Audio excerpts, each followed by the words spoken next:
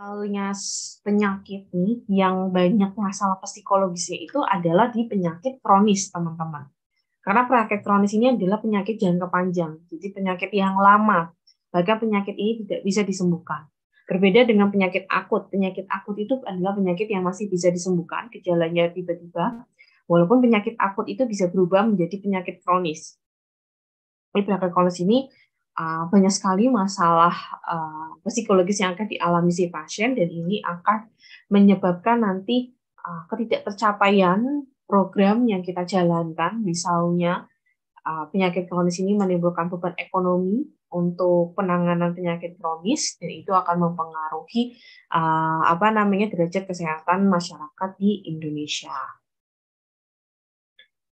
Jadi ini ya teman-teman semuanya, penyakit kronis itu sudah banyak dialami, bahkan harusnya kalau penyakit kronis itu isinya itu dulu adalah dialami oleh usia 60 tahun ke atas. Penyakit yang 60 tahun ke atas ini sekarang sudah mulai bergeser. Banyak sekali anak muda, 30% dari populasi anak muda itu sudah terkena penyakit kronis. Sudah banyak yang terkena diabetes, sudah banyak yang terkena hipertensi, sudah banyak yang terkena jantung koroner. Nah, ini apa sih faktornya? Kenapa sekarang itu tuh mulai berkembang ke anak-anak usia muda? Bahkan saya pernah menemukan bahwa usia 21 tahun, 19 tahun, dia sudah terkena penyakit diabetes, dia sudah terkena hipertensi, dia sudah terkena jantung koroner. Nah, ini yang perlu dianalisa, bahwa ketika sudah terjadi perubahan gaya hidup sekarang, akhirnya penyakit kronis ini sudah tidak hanya dialami oleh usia yang tua, ya usia lansia, tetapi sudah banyak dialami oleh anak-anak muda. Dan penyakit kronis ini tidak bisa disembuhkan, tapi itu hanya bisa kita kelola. Kita kelola agar tidak semakin parah, kemudian kita cegah agar menurunkan tingkat resiko kematian pada si pasien. Nah, di dalam penyakit kronis, teman-teman, itu ada namanya isu personal. Jadi isu personal inilah yang akan menimbulkan si pasien ini akan mengalami gangguan psikologisnya. Dari mulai stres hingga dia mengalami depresi ataupun menimbulkan masalah psikologis lainnya. Yang pertama, ketika kita diagnosa penyakit kronis yang tak sebutkan tadi, dia akan menjadi orang yang denial, tidak percaya akan diagnosa si dokter. Dia tidak mau pengobatan, akhirnya dia akan menyebabkan keparahan dari penyakit yang dideritanya. Kemudian dia akan mengalami kecemasan ketika dia mendapatkan diagnosa penyakit kronis. Dan dia akan mengalami stres, yaitu dia menarik diri, dia tidak mau makan, dia tidak mau mengkonsumsi obat-obatan. Kemudian yang terakhir adalah dia depresi. Di tahap depresi ini, pasien akan ada keinginan bunuh diri. Jadi ada kemarin waktu itu diskusi dengan mahasiswa juga sebelumnya, kata sebelumnya. Jadi ada tetangganya, dia terkena stroke, kemudian dia meminta anaknya untuk membunuh si bapaknya ini. Nah, ini sudah dalam keadaan tingkat depresi ketika si pasien ini mengalami penyakit kronis. Makanya ini perlu sekali nanti adanya dukungan tenaga kesehatan, dukungan keluarga terhadap pasien yang menderita penyakit kronis. Ada isu personal di sini yang namanya body image, karena penyakit kronis ini akan mengubah bentuk tubuh dari si pasien. Jadi misalnya pasiennya tadinya segar, menjadi pasiennya kurus, kemudian rambutnya rontok, kemudian dia susah untuk menggerakkan tubuhnya, sudah tidak seperti dulu. Mungkin kalau misalnya diabetes juga dia ada luka basahnya, kemudian dia terkena kanker jaringan payudara, dia payudaranya membusuk dan lain sebagainya. Di sini ada konsep diri body image menimbulkan negatif, akhirnya dia tidak mau patuh menjalani pengobatannya, dia harga dirinya merasa rendah, dia menarik diri dari kehidupan sosial, tidak mau makan, tidak mau minum, insomnia, tidak bisa tidur, dan akhirnya akan menimbulkan depresi. Dan ini yang berbahaya karena ada korelasi ya antara konsep diri pasien, body image pasien isu personal pasien terhadap penyakit dengan tingkat resiko keparahan. Jadi kalau misalnya kita stres, kemudian depresi, maka itu akan meningkatkan misalnya progresivitas dari sel kankernya itu sendiri.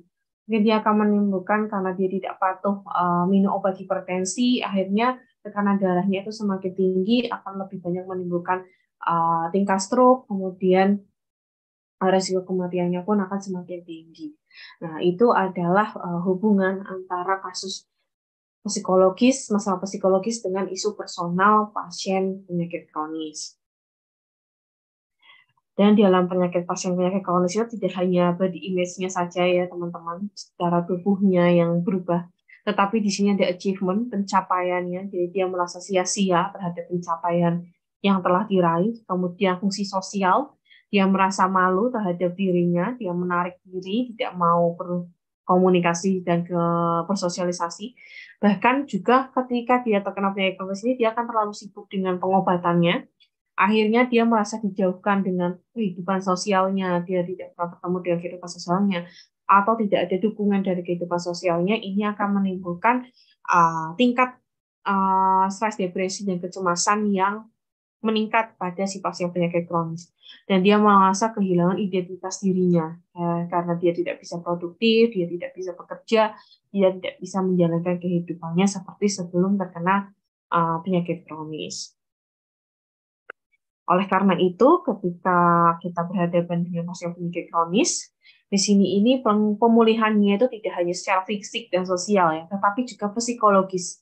Bagaimana sih mengembalikan semangatnya untuk dia patuh minum obat, kemudian meningkatkan tingkat kepatuhannya, kemudian merilekskan supaya dia tidak cemas, tidak stres, dan tidak depresi. Jadi perlu ada rehabilitasi sampai dengan tingkat psikologis. Jadi karena ada masalahnya yang dia hadapi, ini ada masalah kehilangan pekerjaan, diskriminasi, masalah keuangan karena dia sudah tidak bisa produktif, masalah asuransi karena besarnya beban biaya ekonomi penanganan penyakit kronis, ada masalah dukungan sosial, dan masalah kehilangan rencana untuk masa depan. Ini kalau masalah-masalah ini bisa menimbulkan tingkat stres dan depresi yang tinggi karena beberapa masalah yang telah dihadapi oleh pasien penyakit kronis. Nah, di sini kalau intervensi untuk penderita penyakit kronis itu biasanya dengan intervensi farmakologi, kemudian ada terapi, ada relaksasi. Relaksasi ini adalah yang digunakan untuk menangani masalah psikologis yang dihadapi oleh si pasien. Kemudian juga ada intervensi sosial, dukungan sosial.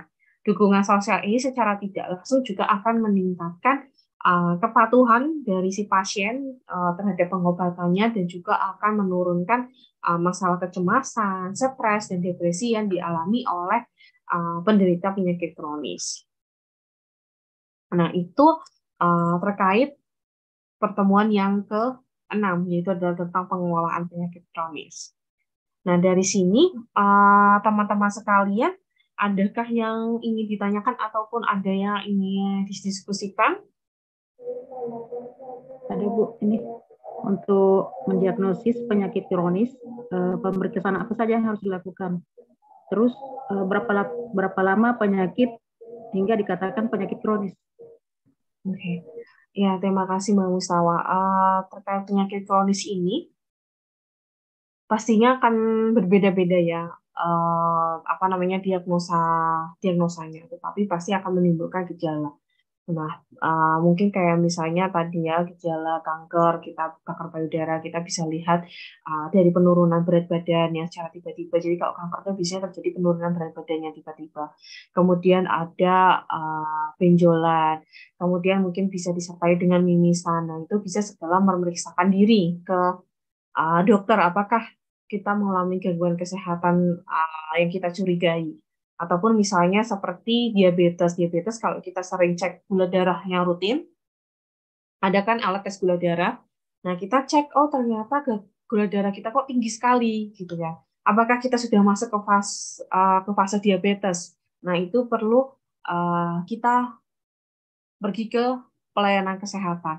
Ataupun misalnya hipertensi, kita sering mengalami pusing kepala yang tinggi, kemudian kita mengalami gangguan emosional, kemudian badan rasanya tidak nyaman atau badan rasanya kaku-kaku gitu-gitu ya, sudah mengalami gejala-gejala seperti itu, kita langsung memeriksakan diri apakah tekanan darah kita saat dicek itu memang tinggi melebihi kadar normalnya. Nah, ketika sudah melebihi kadar normalnya, nanti kan akan mendapatkan diagnosa bahwa kita sudah terkena penyakit tekanan darah tinggi, gitu, Bang Mustawa. Jadi ketika sudah mengalami gejala-gejala tertentu, kan berbeda-beda ya tiap gejala. Mungkin seperti diabetes pun kita jadi sering kencing, sering kehausan, kemudian sering lapar ataupun punya luka basah yang sulit mengering, ya kan, dari gejala-gejala itu, kita langsung melakukan pemeriksaan. Lalu jangan-jangan kita ternyata tekanan gula darahnya kita tuh tinggi dan kita sudah terkena penyakit diabetes. Ataupun kita bisa mengecek tingkat gula darah kita sendiri, itu ada alat cek tes gula darah, ternyata saat dicek, gula darah kita sudah melebihi kadar normal gula darah di dalam tubuh. Nah, berarti kita ada indikasi terkena diabetes. Kemudian dari kolesterol sendiri, ternyata tingkat kolesterol kita tinggi. Kalau tingkat kolesterol kita tinggi, itu resikonya banyak. Jadi misalnya juga ada diabetes, kita bisa kena. Kemudian obesitas, kemudian bisa sampai ke jantung koroner. Tapi untuk mendapatkan diagnosa lebih lanjut, itu perlu sekali kita datang ke fasilitas kesehatan, kita bertemu dengan dokter, dan kita akan dilakukan screening, pemeriksaan kesehatan, ataupun secara fisik, ataupun secara lebih lanjut lagi melalui laboratorium untuk melihat kasus penyakit yang diderita oleh si pasien. Gitu Mbak Mustawa. Jadi makanya perlu sekali segera ketika sudah menemukan beberapa gejala, itu langsung pergi ke fasilitas kesehatan untuk mendapatkan penanganan dan diagnosa dari tenaga kesehatan. Gitu Mbak Mustawa. Ya, baik Bu, terima kasih. Ya, sama-sama. Monggo ada lagi dari Mbak Auliadi mungkin ataupun Mas Ahmad tentang pertemuan pengelolaan penyakit kronis ini, atau pernah punya pengalaman yang bisa diceritakan?